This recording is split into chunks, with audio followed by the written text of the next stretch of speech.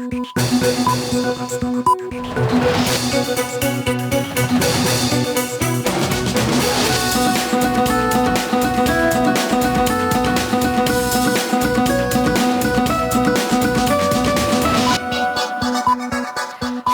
স্বাগত মাছরাঙা সংবাদে। আপনাদের সঙ্গে আছি আমি নাবিলা ফেরদৌস। জুলাই গণ অভ্যুত্থানে রংপুরের বেগম রোকেয়া বিশ্ববিদ্যালয়ের শিক্ষার্থী আবু সাইদ হত্যার ঘটনায় মানবতা বিরোধী অপরাধের মামলায় অভিযোগ গঠনের আদেশ দিয়েছে আদালত। এর মধ্য দিয়ে শুরু হলো আবু সাইদ হত্যা মামলার বিচার। ট্রাইব্যুনাল ২-এর চেয়ারম্যান বিচারপতি নজরুল ইসলাম চৌধুরীর নেতৃত্বাধীন ৩ সদস্যের বিচারিক প্যানেলে অভিযোগ গঠনের আদেশ দেন। এর আগে আবু সাইদ হত্যার ঘটনায় মানবতা বিরোধী অপরাধের মামলার গ্রেপ্তার থাকা ৬ আসামিকে ট্রাইব্যুনালে হাজির করা হয়েছে। তারা হলেন এএসআই আমির হোসেন, বেগম রোকেয়া বিশ্ববিদ্যালয়ের সাবেক প্রক্টর শরীফুল ইসলাম, কনস্টেবল সুজন চন্দ্র রায়, নিষিদ্ধ ছাত্রলীগ নেতা ইমরান চৌধুরী, রফিউল হাসান রাসেল ও আনোয়ার পারভেজ। ২০২৪ সালের জুলাই গণ অভ্যুত্থানে সংগঠিত মানবতা বিরোধী অপরাধের মামলায় আন্তর্জাতিক অপরাধ ট্রাইব্যুনাল ১-এ ক্ষমতাচ্যুত প্রধানমন্ত্রী শেখ হাসিনা সহ ৩ জনের বিরুদ্ধে তৃতীয় দিনের মতো চতুর্থ সাক্ষ্য গ্রহণ আজ। এর আগে রোববার সাক্ষ্য গ্রহণ শুরু হয়। ট্রাইব্যুনালে মামলার প্রথম সাক্ষী হিসেবে খোকন চন্দ্র বর্মনের সাক্ষ্য গ্রহণ শেষ করেন আদালত। এরপর ৪ আগস্ট দ্বিতীয় সাক্ষী শিক্ষার্থী আবদুল্লাহ আল ইমরান ও তৃতীয় সাক্ষী পারভিন সাক্ষ্য দিয়েছেন। তারই ধারাবাহিকতায় আজ চতুর্থ সাক্ষী তারা সাক্ষ্য দেবেন। এর আগে গত ৩ আগস্ট ট্রাইব্যুনালের চেয়ারম্যান বিচারপতি গোলাম মর্তুজা মজুমদারের নেতৃত্বাধীন ৩ সদস্যের আন্তর্জাতিক অপরাধ ট্রাইব্যুনাল ১-এর বিচারিক প্যানেলে প্রথমে সূচনা বক্তব্য উপস্থাপন করেন চিফ প্রসিকিউটর মোহাম্মদ তাজুল ইসলাম। সূচনা বক্তব্য উপস্থাপনের পরপরই এই মামলায় প্রথম সাক্ষ্য দেওয়া শুরু করেন খোকন চন্দ্র বর্মন। নোয়াখালীর বেগমগঞ্জে মাইক্রোবাস খালে পড়ে একই পরিবারের ৭ জন নিহত হয়েছেন। ফায়ার সার্ভিস জানিয়েছে, সকালে ওমান থেকে ঢাকা আসেন বাহারুদ্দিন। সেখান থেকে বাড়ি ফেরার পথে চৌমুহনী লক্ষ্মীপুর আঞ্চলিক মহাসড়কের চন্দ্রগঞ্জের জগদীশপুর এলাকায় মাইক্রোবাস নিয়ন্ত্রণ হারিয়ে খালে পড়ে যায়। এ সময় মাইক্রোতে থাকা তার পরিবারের ৭ সদস্য নিহত হন। নিহতরা হচ্ছেন লক্ষ্মীপুরের চন্দ্রগঞ্জের পশ্চিম চৌপল্লী এলাকার ওমান প্রবাসী বাহারুদ্দিনের মা, স্ত্রী, ২ মেয়ে, নানি ফয়জুন্নেসা এবং ২ ভাতিজি রয়েছে। আহতদের মধ্যে রয়েছে বাহার ও মাইক্রোবাস চালক সহ ৫ জন। চন্দ্রগঞ্জ হাইওয়ে পুলিশের ওসি মোবারক হোসেন মুয়া জানান, নিহতদের মৃতদেহ তাদের পরিবারের লোকজন বাড়িতে নিয়ে গেছে। হাইস্টাকে রশি দিয়ে বেঁধে আমরা টেনে এটাকে উপরে উঠানোর লোকজন সহকারে উঠানোর চেষ্টা করেছি, কিন্তু পারি নাই। এর পরবর্তীতে পুলিশের রেকার ভ্যানের সাহায্যে আমরা এটাকে উপরে উঠানোর পরে আমরা প্রথমে ছোট ২ জন বাচ্চাকে উদ্ধার করি।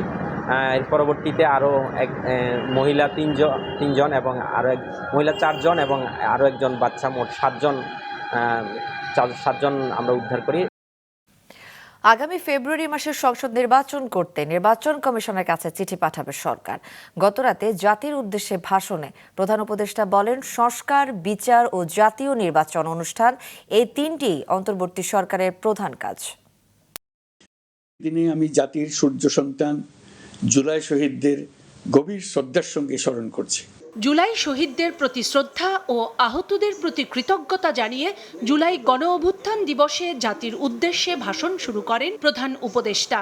শুরুর দিকেই জানান, আগামী রমজানের আগেই হচ্ছে জাতীয় নির্বাচন। অন্তর্বর্তী সরকারের পক্ষ থেকে আমি প্রধান নির্বাচন কমিশনারের কাছে চিঠি পাঠাবো, যেন নির্বাচন কমিশন আগামী রমজানের আগে ২০২৬ সালের ফেব্রুয়ারি মাসে জাতীয় নির্বাচন অনুষ্ঠানের আয়োজন করে। আমরা সরকারের পক্ষ থেকে এই নির্বাচন যাতে সুষ্ঠু, শান্তিপূর্ণ এবং উৎসবমুখরভাবে সম্পন্ন করা যায়, সেজন্য সকল প্রকার সাহায্য সহযোগিতা প্রদান করব। ঐকমত্যের ভিত্তিতে রাজনৈতিক দলগুলি জুলাই সনদে সই করবে এবং এর বাস্তবায়নে একমত হবে বলে প্রত্যাশা জানান প্রধান উপদেষ্টা। বলেন, ভবিষ্যতের কোনো সরকারই যেন আর ফ্যাসিস্ট হয়ে উঠতে না পারে তা নিশ্চিত করতে হবে। আমরা আশা করছি এই ঐকমত্যের ভিত্তিতে অচিরে রাজনৈতিক দলগুলি জুলাই সনদে স্বাক্ষর করবে এবং এর বাস্তবায়নেও ঐকমত্যে পৌঁছাবে। আমাদেরকে নিশ্চিত করতে হবে ভবিষ্যতের কোনো সরকারই যেন আর ফ্যাসিস্ট হয়ে উঠতে না পারে। রাষ্ট্রকে এমনভাবে মেরামত করতে হবে যাতে কখনো কোথাও ফ্যাসিবাদের লক্ষণ পাওয়া গেলেই সেটিকে যেন তাৎক্ষণিকভাবে সেখানেই নির্মূল করা যায়। নির্বাচনী পরিবেশকে পরাজিত শক্তি যেন সংঘাতময় করে তুলতে না পারে সেদিকে সবাইকে সতর্ক থাকার আহ্বান জানান তিনি। একটা গোষ্ঠী নির্বাচনকে বাধাগ্রস্ত করার জন্য উন্মুখ হয়ে আছে। তারা দেশের গণতান্ত্রিক অগ্রযাত্রাকে ব্যাহত করতে দেশের বাইরে বসে ভেতরে থেকে নানা অপচেষ্টায় লিপ্ত রয়েছে। আমাদেরকে অবশ্যই খেয়াল রাখতে হবে তারা যেন নির্বাচনকে সংঘাতময় করে তোলার কোনো রকমের সুযোগ না পায়।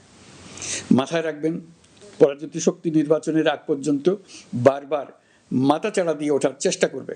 গত এক বছরে বাণিজ্য, রেমিটেন্স, প্রবাসী কল্যাণ, শিক্ষা সহ বিভিন্ন খাতে সরকারের সাফল্য তুলে ধরেন প্রধান উপদেষ্টা।